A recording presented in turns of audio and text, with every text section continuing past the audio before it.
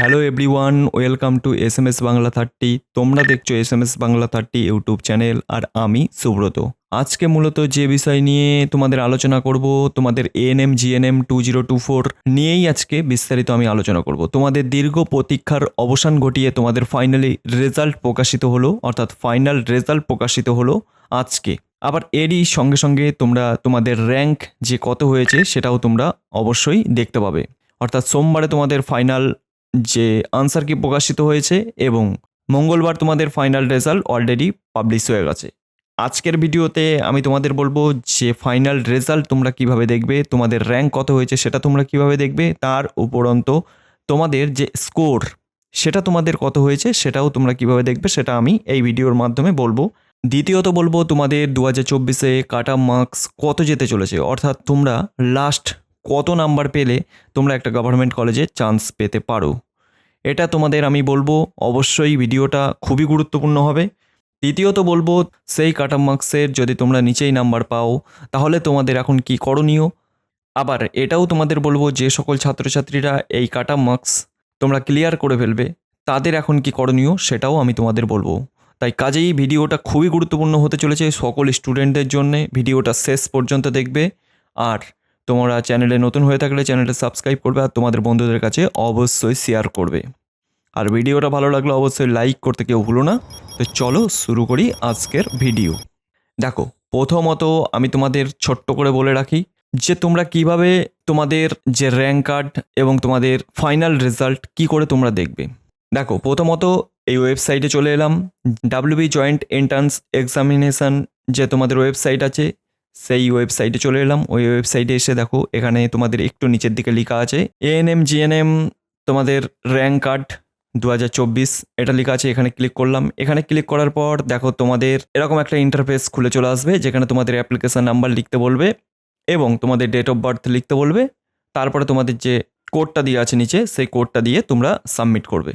Submit করার পর ঠিক তোমাদের এরকম একটা অপশান খুলে চলে আসবে। ওই অপশানে গিয়ে দেখবে তোমাদের প্রথমেই প্রোফাইল খুলে চলে আসবে, তোমাদের ফটো থাকবে। আর দ্বিতীয়ত দেখবে পিডিএফ একটা ডাউনলোড হয়ে যাবে, সেই পিডিএফে লেখা থাকবে তোমাদের প্রথম নাম লেখা থাকবে, তারপর roll number, application number, date of birth, তুমি কোন কাস্টে বিলং করছো সেসব লেখা থাকবে। তার ঠিক নিচেই দেখবে ইনফরমেশনে, তার ঠিক উপরেই র্যাঙ্ক ইনফরমেশনের তার ঠিক উপরে একটু উপরে দেখবে তোমাদের স্কোর বলে একটা অপশান থাকবে। ওই স্কোর অপশানে তুমি যে ফাইনাল রেজাল্ট, অর্থাৎ ফাইনালি যে তুমি কত নাম্বার পেয়েছো সেটা তোমাদের ওখানে দেখাবে। এবার এটাও তোমাদের বলে রাখি যে তোমাদের কালকে 5টা কোশ্চেন, অর্থাৎ 5টা কোশ্চেন তোমাদের ভুল ছিল, সেই জন্য তোমাদের সকলকেই এই 5 নাম্বার অ্যাড করে দেওয়া হয়েছে। তো তোমাদের এই নাম্বার বা স্কোরে তোমাদের 5 নাম্বার অ্যাড করাই আছে। এবার দেখো এই স্কোরের ঠিক একটু নিচেই দেখো র্যাঙ্ক ইনফরমেশন বলে লেখা আছে। এই র্যাঙ্ক ইনফরমেশনের জায়গায় তোমরা যে এএনএম কত র্যাঙ্ক করেছো এবং জিএনএমে কত র্যাঙ্ক করেছো সেটা তোমাদের দিয়েছে, অর্থাৎ নাম্বার অনুযায়ী তোমার যে স্কোর অনুযায়ী তোমার র্যাঙ্ক কত হয়েছে সেটা তোমার শো করছে। এবং তোমার যে একটু নিচেই দেখো যে তুমি এসসিতে যদি বিলং করো, এসটিতে যদি বিলং করো বা পিডাব্লিউডিতে যদি বিলং করো, তাহলে তুমি যদি কোনো কাস্টের হয়ে থাকো সেই কাস্টের জন্যে এই র্যাঙ্ক আবার নতুন র্যাঙ্ক শো করছে। তো এটা হলো কাস্টের নিচেরটা, আর উপরেরটা তোমাদের এমনি নর্মালি জেনারেলি র্যাঙ্ক। তাহলে বুঝতে পেরেছো, এটা তোমাদের গেল যে তোমরা কিভাবে রেজাল্ট দেখবে, এটা তোমাদের পরিষ্কার হলো। এবার তোমাদের আমি বলবো যে 2024-এ তোমাদের কত নাম্বার পেলে তোমরা একটা গভর্নমেন্ট কলেজে চান্স পেতে পারো বা পেতে চলেছো, লাস্ট কত নাম্বার থাকলে। দেখো, প্রথমত আমি বলে রাখি এটা হচ্ছে ফাইনাল কাট অফ। এটা ফাইনালি এটা আমার প্রেডিকশান। তো অবশ্যই এর থেকে খুব জোর 1+ কিংবা 1- কাট অফের হেরফের হতে পারে। তো প্রথমত আমি বলে রাখি তোমাদের যে জিএনএম এবং এএনএম, দেখো আমার যে স্ক্রিনে আছে পরপর আমি দেখিয়ে যাব। অবশ্যই তোমরা এটা স্ক্রিনশট নিতে পারো কিংবা তোমরা খাতায় লিখে নিতে পারো। তোমাদের স্কোর কত হচ্ছে সেটাও তোমরা এই কমেন্টে জানাবে এই ভিডিও দেখার পর। এবার তোমাদের আমি বলি, দেখো জিএনএম স্টুডেন্টদের ইউআরএ রেখেছি 59 এবং এএনএমদের রেখেছি 85। এর সাথে প্রতিটার সাথে তোমরা 1+ এবং 1- করবে, কারণ আগেও আমি একটা অলরেডি কাট অফ মার্কসের ভিডিও বানিয়েছি, সেখানে তোমাদের 5টা কোশ্চেন ভুল এটা তোমাদের বলা ছিল না, অর্থাৎ এখানে আবার 5টা কোশ্চেন যে ভুল হয়েছে সেক্ষেত্রে তোমাদের 5 নাম্বার করে এখানে অলরেডি বেড়ে গেছে, সেই জন্য তোমাদের কাট অফ মার্কসও বাড়তে চলেছে। এবার তোমাদের বলি, এ তো গেল তোমাদের জেনারেল বা ওপেন ক্যাটাগরির যেটা বললাম, তোমাদের জিএনএমের ইউআরএ থাকবে 59 আর এএনএমে থাকবে 85 করেছি। এবার তোমাদের বলি OBC A. OBC a general category থাকবে হচ্ছে 55 আর এএনএমদের থাকবে 67 +-1। এবার তোমাদের বলবো যে ওবিসি বি। দেখো ওবিসি বি আর হচ্ছে ইউআর-এর ক্যাটাগরির অর্থাৎ জেনারেল ক্যাটাগরির সেম টু সেমই যায়, এখানে কোনো বেশি একটা ফারাক হয় না, এখানে শুধু 0.5, 0.9, 0.10 এরকমই কোনো একটু ডিফারেন্স হয়। তো ওবিসি বি এর জন্য রেখেছি 58 এবং এএনএমে রেখেছি, এটা জিএনএমের বললাম, জিএনএমের ওবিসি বি এর জন্যে 58 আর এএনএমের জন্য হচ্ছে 69, এটাও +-1 করবে। এবার তোমাদের বলবো যে এসসি ক্যাটাগরি যদি তুমি হয়ে থাকো তাহলে তোমাদের জিএনএমের যেতে পারে 52 আর এএনএমে যেতে পারে 61, +-1 এটা করে নেবে। এবার তোমাদের বলবো ইডাব্লিউএস ক্যান্ডিডেটরা যারা আছো তাদের জন্যে যেটা আমি রেখেছি, জিএনএম হলে তোমার 48 এবং এএনএম যদি তুমি ধরো 51, এখানেও +-1 ধরবে। সিডি ক্যাটাগরি অর্থাৎ সিভিল ডিফেন্স যে সকল ছাত্রছাত্রীরা আছো তোমরা তাদের জিএনএমে রেখেছি 47 এবং এএনএমে রেখেছি 55, +-1 ধরবে।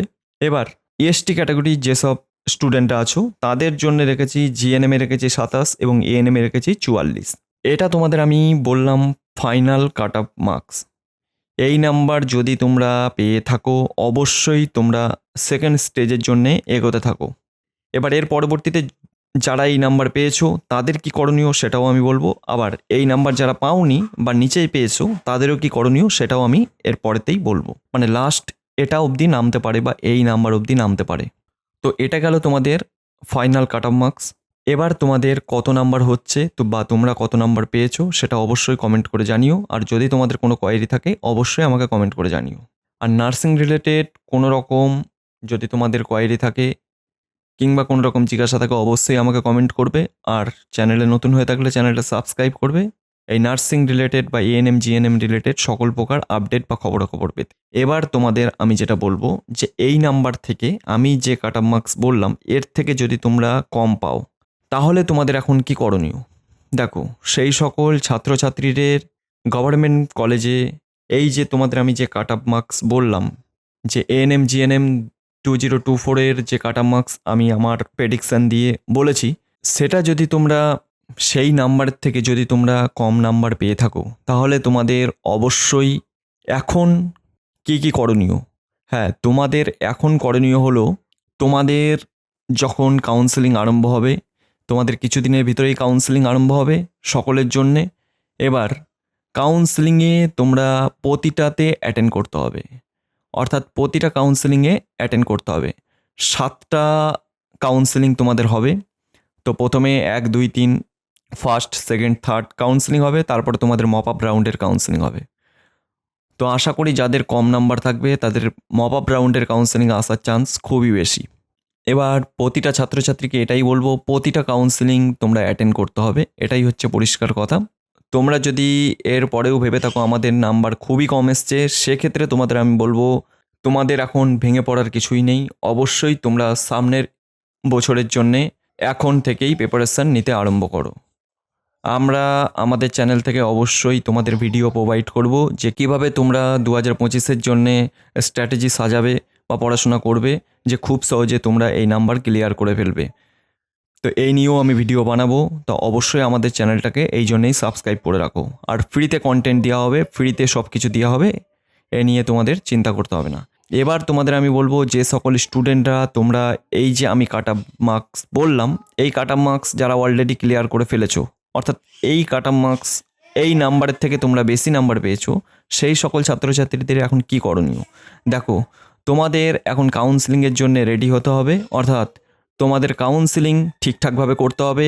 কাউন্সেলিং 1, 2, 3, আবার তোমাদের মপ আপ রাউন্ডেরও কাউন্সেলিং হবে। সব কটা কাউন্সেলিং তোমাদের অ্যাটেন্ড করতে হবে। কাউন্সেলিং অ্যাটেন্ড করার পর তোমরা যখনই তোমাদের ডকুমেন্ট ভেরিফিকেশান বা তোমরা যখনই কলেজ পেয়ে যাবে তখন তোমাদের ডকুমেন্ট ভেরিফিকেশান থাকবে।